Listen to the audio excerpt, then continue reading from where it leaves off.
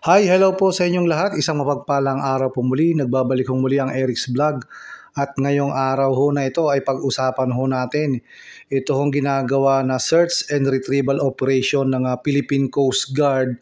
Yun hong mga technical diving team na kung saan ho ay nandun sila sa Taal Lake para hanapin ho yung mga nawawalang mga sabongero. So yan ho ang pag-uusapan natin.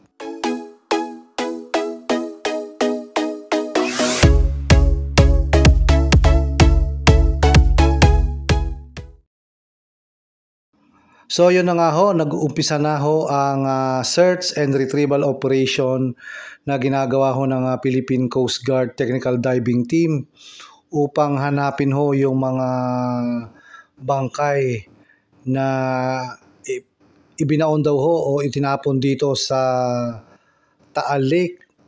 Ayon ho ito dun sa witness na si alias Totoy o si Julie Dondon Patidongan na dito daw ho itinapon na nakasako ang mga bangkay na mga nawawalang sabongero.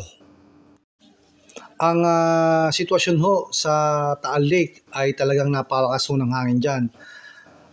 Sa tuwing pupunta ho ako dyan ay talagang napakalakas kaya malamang ho ay pahirapan ang paghahanap ng mga nawawala hong sabongero na kung saan dyan daw ho nilagay. Ayon ho dun sa witness na si Julie Dondon Patidongan na yun, makikita nyo ho na umaalon-alon dyan sa Taal Lake at talagang malaki-laki din ho ang lugar ho ng Taal Lake kaya sigurado ho pahirapan ang paghahanap o ang ginagawa hong search and retrieval operation ng Philippine Coast Guard Technical Diving Team.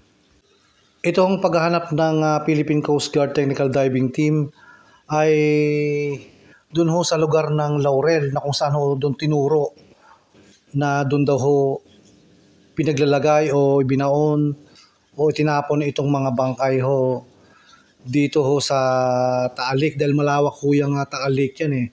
Napapalibutan ho kasi niya ng iba't ibang bayan ho sa Batangas at nasasakop din ho, nakapaligid din ho yan dyan sa may bandang Cavite. At ito ho, may nakita ho sako na kung saan ho ay may mga laman ho sunog na buto. Ito ay ayon kay Director Police Colonel Giovanni Sibalo.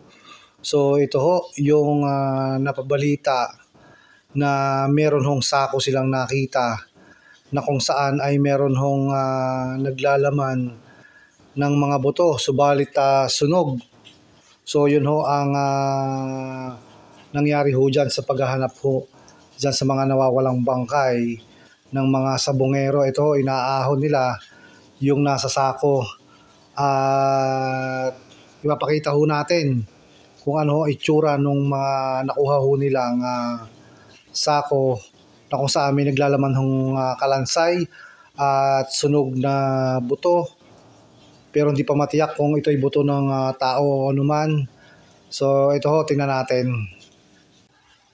Ayan ho, makikita nyo na binubuksan ang sako upang tingnan itong sinasabi nga ho na mga sunog na buto na nasa loob ho ng sako.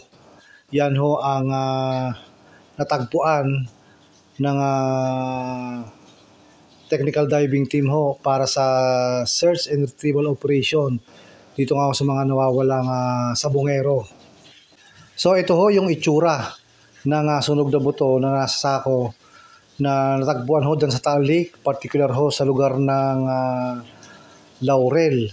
At ito po ay sasailalim sa eksaminasyon kung ito ba'y talagang buto ng tao o anuman.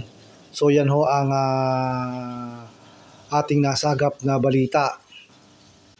At ito ho, may hahabol tayo. Meron hong latest update dito sa mga nawawalang sabongero sa pag-search and retrieval operation ho ng mga technical and diving team ng Philippine Coast Guard.